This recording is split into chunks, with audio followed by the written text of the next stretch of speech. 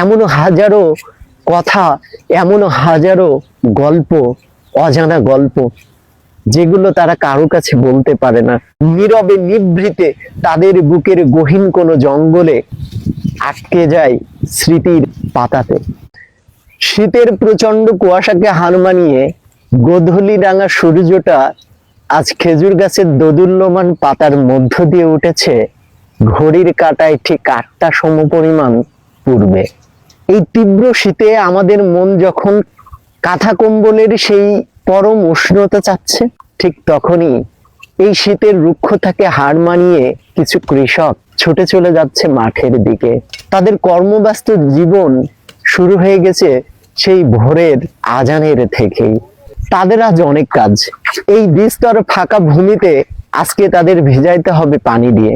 মোটরের সেই উষ্ণ পানির ধারা দিয়ে মাটির শুষ্কতা নিমগ্ন করে কর্ষণ করতে হবে এই জমিটাকে। সেই আমি কিংবদন্তির কথা বলছি কবিতার মতো। কর্ষিত জমির প্রত্যেকটা শস্য দানা কবিতা।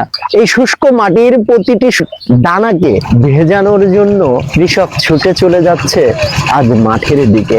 এই স্বার্থান্বেষী দুনিয়ায় প্রত্যেকেই যখন স্বার্থের জন্য ব্যস্ত, তখন এই কৃষক সমুদায় এই পৃথিবীর মানুষকে বাঁচিয়ে রাখার জন্য ব্যস্ত।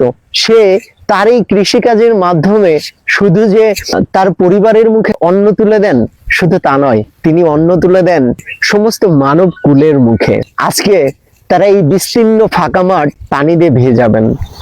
মোটর থেকে উঠে আসা গরম নহর আঁকাবাঁকা ড্রেন দিয়ে যখন পতিত হচ্ছে কৃষকের জমিতে, তখন এই শুষ্ক মাটির দানা থেকে একটা ভাব ওরা শুরু করেছে, গরম ভাব। যে ভাবটা আমাদের মনে করিয়ে দেয় হেমন্তের সকালে আখার পিঠে ওঠা সেই ভাতের ভাপের মতো, যেটা আমাদের মনে করিয়ে দেয় প্রথম সকালের শিশুর মুখ দিয়ে ওঠা সেই মৃদু ভাবের মতো। আর এরই সাথে সাথে হরেক রকম পাখির দল এসে জড়ো বেঁধেছে এই বিস্তীর্ণ মাঠের আনাচে কানাচে।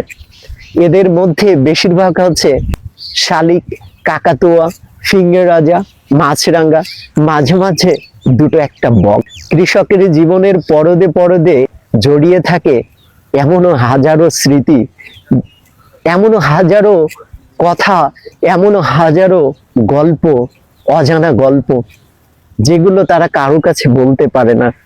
মনের অন্তরালে তাদের সেই পোড় খাওয়া জীবনের বাস্তবতা তাদের নীরবে নিভৃতে তাদের বুকের গহীন কোনো জঙ্গলে আটকে যায় স্মৃতির পাতাতে।